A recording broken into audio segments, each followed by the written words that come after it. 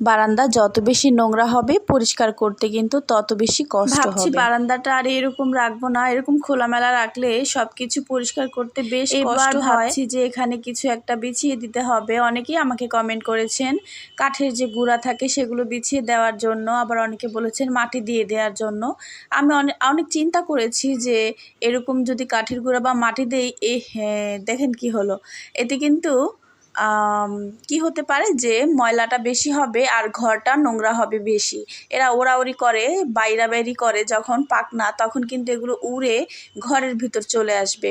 তো একজন আবার কমেন্ট করেছিলেন যে একজন আপু না ভাই, আমার ঠিক খেয়াল নেই আর কমেন্টগুলো আমি উঠিয়ে রাখিনি, এখন খুঁজতেও ইচ্ছে করছে না। ভাইয়া কমেন্ট হয়তো করেছিলেন যে একটা কাঠের তক্তা দিয়ে দেওয়ার জন্য, যে সাইড দিয়ে, তাহলে আর ওই ময়লাগুলো নাকি ভিতরের দিকে আসবে না। তো এই তো আজকে ভালোভাবে ক্লিনিং করা হচ্ছে, এরপরে আমরা চেষ্টা করব কাঠের গুঁড়া বা কিছু একটা দেওয়ার জন্য, সেটা আপনাদের সাথে শেয়ার করব। আর এই যে দেখেন মগের পানিগুলো কিন্তু সম্পূর্ণ পড়ে গেছে, এখন এগুলো কিন্তু আগে উঠাতে হবে। তো বেলচা দিয়ে আবার মগের ভিতরে সেই পানিগুলো উঠিয়ে নিলাম, যাতে পাইপ দিয়ে বাহিরে চলে না যায়। বাহিরে পড়লে কিন্তু এগুলো নোংরা পানি, মানুষের গায়ে পড়লে মানুষের কাপড় নষ্ট হবে। আমার হাজবেন্ড কিন্তু এগুলো সব ডান হাতে বা হাতে পরিষ্কার করছে, তার একটু ঘৃণা লাগে না। সে আসলে এগুলোর প্রতি ভালোবাসা থাকলে এগুলোর জন্য কিন্তু তেমন ঘৃণা জন্ম হয় না। অনেকেই এগুলো দেখে নাক সিটকায়, অনেকে হয়তো ভাবে যে ইস নোংরা গন্ধ, কি অবস্থা, বাসার ভিতরে এগুলো কিভাবে পালে। তো এগুলোর প্রতি ভালোবাসা থাকলে কিন্তু সব কিছুই সম্ভব।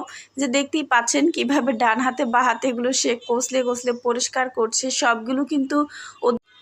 আর আপনারা কিন্তু ক্লিনিং ভিডিওগুলো দেখতে বেশি পছন্দ করেন, যে কারণে আজকে সম্পূর্ণ ভিডিওটা দেখিয়ে দিলাম। আমি বারান্দা সবসময় মপ দিয়ে ক্লিন করি। প্রথমে ঝাড়ু দিয়ে নেই, ঝাড়ু দিয়ে ঘষে পরিষ্কার করি, ময়লাটা আলগা করি, এরপরে মপ দিয়ে মুছে বালতির মধ্যে নিয়ে ধুয়ে নেই। আর উনি কিন্তু একেবারে নিজের হাতে, ডান হাতে বা হাতে এগুলো পরিষ্কার করলো, হাতে করে উঠালো। আসলে এগুলোর প্রতি ভালোবাসা না থাকলে কখনোই এটা সম্ভব না।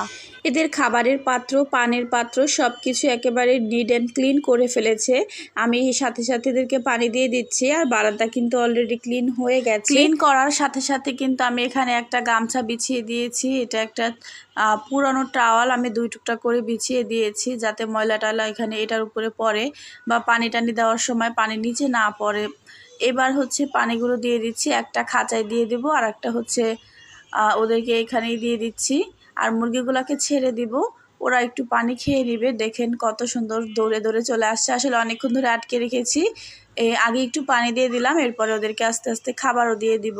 তো বারান্দা কিন্তু সুন্দরভাবে ক্লিন হয়ে গেছে, কোথাও কিন্তু কোনো ময়লা নেই। এরপরে আবার খাঁচাগুলো ক্লিন করতে হবে। তো এইটাই করতে কিন্তু